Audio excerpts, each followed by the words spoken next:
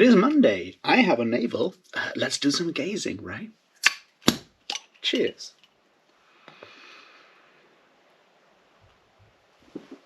Welcome back, everybody, and welcome new people if you're still here. This is Weekly Navel-Gazing, where I look back at all the things I did last week and all the things I plan to do this week, and all the books I read last week and all the books I plan to read this week, you know, that kind of stuff. And then I descend into incoherent ramblings, as always. So let's do that, because, you know, that's what we do here. That didn't make any sense, did it? Anyway, I did finish reading The Wisdom of Crowds by Joe Abercrombie last week, and I enjoyed it.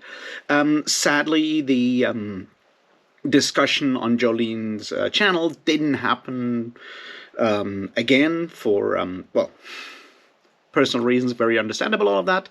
I hope it will happen this week. We will see. I did enjoy the book. I have some issues with it, but all in all, I felt it was a... The second trilogy I felt was better than the first trilogy. Joe Abercrombie certainly has grown incredibly as a writer and is way better when it comes to, you know, avoiding the more icky elements that we had in the first trilogy. So yeah, I had fun with that. What else did I read? I did reread both Shadows Linger and The Black Company yet again as my sort of comfort bedside reading in the evenings, and, well, they're fantastic books, I've said so before. And I remain staunchly on the side of The Black Company. The more I read The Black Company, the more often I reread those books, the more I feel certain that they might just be one of my most favorite fantasy series of all time. Obviously, I never do lists, as you know, and I don't rank stuff, but The Black Company is up there together with Tolkien and Discworld and possibly Malazan. But yeah, that's that thing. So go and read more Black Company. It's well worth your time, always. And I did obviously start The White Rose on another reread. That one's also great. And I'm also almost done with it because I had some insomnia last night, which, you know, has both good and bad sides to it. I did read another book, and I really enjoyed that one too. It's Flow My Tears, the Policeman Said, by Philip K. Dick.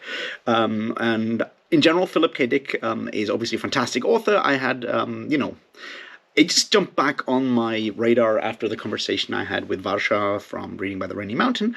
So there's that, and I did read it. It's great. It's got a lot of weird paranoia things going on, which is the strength of Philip K. Dick and probably one of the reasons why I love it so much. It has a wonderful title in general. I feel like Philip K. Dick might be science fiction's absolute master when it comes to really cool book titles. Just, you know, compared to the others, his book titles are always fantastic. I do really appreciate that kind of stuff, and I, yeah, had fun with Flow My Tears, the Policeman Said. So, reading-wise, what did I start to read?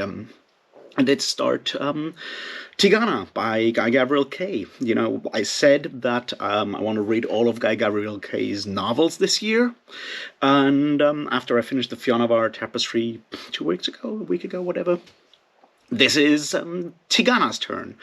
I'm like 5 chapters in. I'm really enjoying it so far. It's good. I like it already. I do really like Guy Gavriel Kay's style. It's great. We will see where this will go. There's already like mentions of the whole like growth of at Nemi and the whole Golden Bough stuff, which I like that kind of things. And there might be more into that. So that's my reading plans. I finished Tigana and see what I'll read afterwards. I have no direct plans, I guess. I mean, I will definitely, you know, finish The White Rose as my, you know, bedside reading. Then I'll move on to Shadow Games or The Silver Spike. Probably Shadow Games first and then The Silver Spike. And then I'll, you know, see what happens there. I don't have any clear plans where that kind of thing is concerned. Videos. Well, I did publish, post the conversation I had with Varsha with Reading by the Rainy Mountain, and I really enjoyed that conversation. It was a lot of fun. I really hope we'll do it again soon-ish, and we'll see. And then I did post the big one. Yeah, I did finally finish that video on anti-Semitism and fantasy, and it went well. I didn't get any angry comments so far. I haven't checked in a while. It went up on Friday. I actually managed to hit my deadline. That in its own is, pretty impressive. So I'm very happy with that. I'm very happy with the results, with the response. If you've watched it, thanks for watching. That one really meant a lot to me. Thanks for the kind comments. Yeah, that was quite the big thing, and then I didn't do anything else afterwards. Which, leads me to, obviously, the problems that I have for now. Which is like, I have no real plans for videos this week. I mean, yeah, I want to do something about the Fionavar tapestry, and I'm still working out how to do that. And I think that's partly the problem of such a big project, in a way, like the anti-Semitism video. It's easy to fall into, like, some sort of deep hole afterwards, and, like, this emptiness. Because for so long I focused so much energy on this thing, and so much fear and anxiety. It's like, wow, will people react to it? Will people even watch it? Will it completely, fail? No one watches it, or will it blow up and people will be super mad at me and I'll get lots of hate comments? All of these things were possibilities. And so once the video was out, I was like, so what am I going to do now? Because it is quite different from stuff that I've done before in, structure. It's an actual project of, like, several videos that I did over time. I've been working on this since November, I guess. Reading up, doing research, filming parts, adding them together, that kind of thing.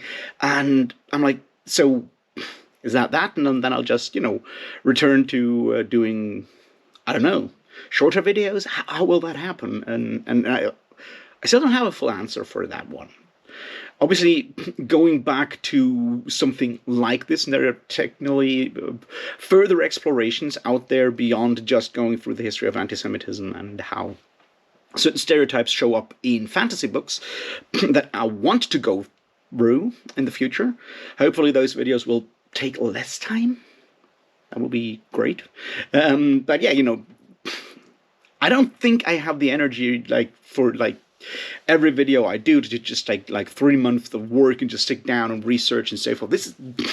I'm not sure if I have the energy and power to do that in the moment. Also, I would need, I guess, a topic where I feel engaged enough to do that. So yeah, I don't know. Maybe I should do some, like, just simple, hey, here's a really cool book you should all go and read videos after this to, get back in the groove, or try to make more of these long-form, deeper analysis kind of videos. I don't know. As I said, I'm still working out how to do this. I have this idea of what I want to do with Fionavar tapestry. I'm just not sure if it's a 1 or 3 video kind of thing.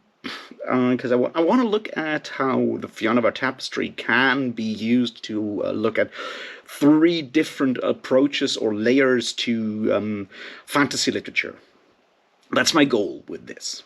And it would, start with the first one, the Summer Tree, go through the Wandering Fire to the Darkest Road, and every time go deeper into, I would say there are different layers of interpretation or whatever that can be shown very clearly in what Guy Gavriel Kay does in the Fionavar tapestry.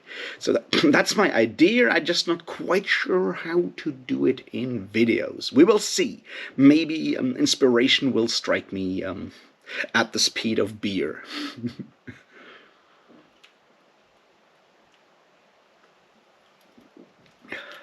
Yeah. I don't know. So that's kind of where I'm currently struggling. Maybe it'll, come back with, a couple of days more time or something will happen. I watch a video on BookTube that makes me really angry, and I'm like, yeah, I gotta be pissed off about this, and then I'll just, switch on the camera and rant for 20 minutes, and then that's that. There is always that possibility. I'll try not to do that, but you never know. We will see. as I said, I've been reading a lot of like Tolkien scholarship books, and there might be a video in there somewhere as well. But I'm at the stage where I've done a lot of reading, but it hasn't yet coalesced into any form of thesis. And I like my videos to have like an actual thesis, like an argument that I can build that leads to one conclusion that I want to defend, or one point that I want to make. And that's sort of what I'm struggling with right now. Is like, yeah, to tell y'all that parts of Tolkien scholarship suck. I don't know if that's enough of a thing to do, but we will see. I am open for ideas and stuff. I would also, I've been thinking about maybe doing another live stream at some point. Maybe one per month sounds like a good idea. Just like rambling, sometimes, inviting some guests, talking about a topic that happened recently, that kind of stuff. Because I enjoyed that live stream, the two live streams I've done. So maybe that's something that I'll do, another live stream, possibly. Maybe I can, invite some people, because, the other way around doesn't really happen that often. So I'll try to find someone who is suitably angry to rant with me about something, and we will see. But that's roughly where I am right now. I'm trying to, survive, work on the whole anti-Semitism thing, as I'm, there is still the idea of giving like a talk on the subject at a conference, and that means further research, especially on parts 2 and 3 of my argument. That might be 1 or 2 further videos down the road, exploring other aspects of the connection between anti-Semitism, or conservatism, or even fascism and fantasy, because there are some troubling connections that can still be made, and that's something that I'm looking at. But I think I need, at least for one of these, for the second argument that I want to make, I need to do more reading and research on, the history of fantasy and the history of the 19th century, because there is a connection there. And I'm not a literary scholar. I studied philosophy and history, and mostly medieval history. So, yeah, I need sources to build my argument upon, because to confirm my intuition on this one. We will see. It's a goal. So I'll probably do some more academic reading on the side, and let you know where my thoughts go with this in the future. But until then, I hope you had a good time. If you watched the anti-Semitism video, once again, thank you very much. This was really the big one for me, for like basically the conclusion of all the changes that came to the channel over the last year. This is where I am right now with what I want to do, in a way, deeper analysis of the genre as a whole, or tendencies within the genre, that kind of stuff, looking at individual books as an expression of the state of fantasy, or the state of science fiction, or whatever you want to call it. I'd love to do more of that, but it takes more effort than just, sitting down and rambling about something. And while I appreciate doing that effort, work, it also means, it takes time. So we will see where this will be going in the future. Once again, thanks for doing that. Thanks for watching this weird rambling thing. I hope you read some great books last week, and I hope you read some really cool books this week. I'll see you in the next one, hopefully about something cool. And until then, cheers.